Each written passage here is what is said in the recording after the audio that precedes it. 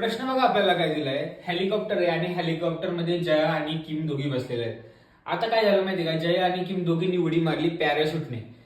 जयाचा जो स्पीड आहे ना तो 10 युनिट पर आवर आहे आणि किम आहे ना 1/3 स्लो आहे जयापेक्षा. मग किमचा स्पीड येईल 10/3 युनिट पर आवर.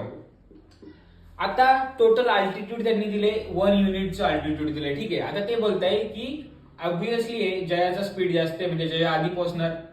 आता जया पोहोचली की जयानंतर किती मिनिटांनी किम ग्राउंडवर पोहोचेल हे त्यांनी विचारले. आता जेव्हा तुम्हाला असा टाइम स्पीड डिस्टन्सचा प्रश्न येईल तेव्हा तुम्हाला पहिल्यांदा फॉर्म्युला यायचा आहे, speed is equal to distance upon time. आणि आता आपल्याला त्यांनी काय विचारलंय, टाइम विचारलंय की किम किती वेळानंतर पोहोचते. मग आपण दोघींचा टाइम फाइंड करूया. म्हणजे टाइमचा फॉर्म्युला आहे time is equal to time इकडे गेला डिस्टन्स अपॉन स्पीड. आता आपण दोघींचा स्पीड फाइंड करूया. बघा, टाइम ऑफ जया आपण फाइंड करूया is equal to distance of Jaya upon speed.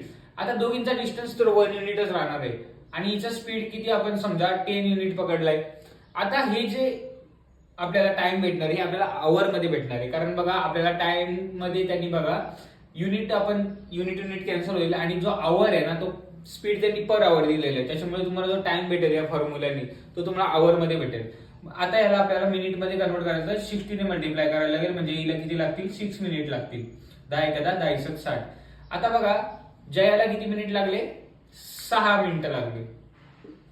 आणि किमला किती मिनिटं लागतात आपण फाइंड करूया. बघा, time of Kim is equal to distance of Kim divide by speed. आता किमचा डिस्टन्स पण 1 युनिटच राहणार आहे कारण ती पण एवढीच खाली येणार आहे.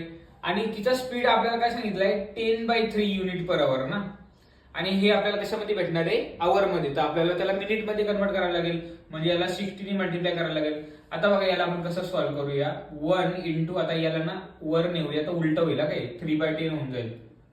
आणि गुणिले हे 60, 1 6 आणि 6 18. म्हणजे हिला 18 मिनिटं लागले. आता हिला 18 मिनिटं लागली आणि हिला 6 मिनिटं लागले. तर 18 मधून 6 गेले म्हणजे किती, 12 मिनिटं उशिरा पोहोचली ना की. म्हणजे याचं उत्तर येणार 12 मिनिट.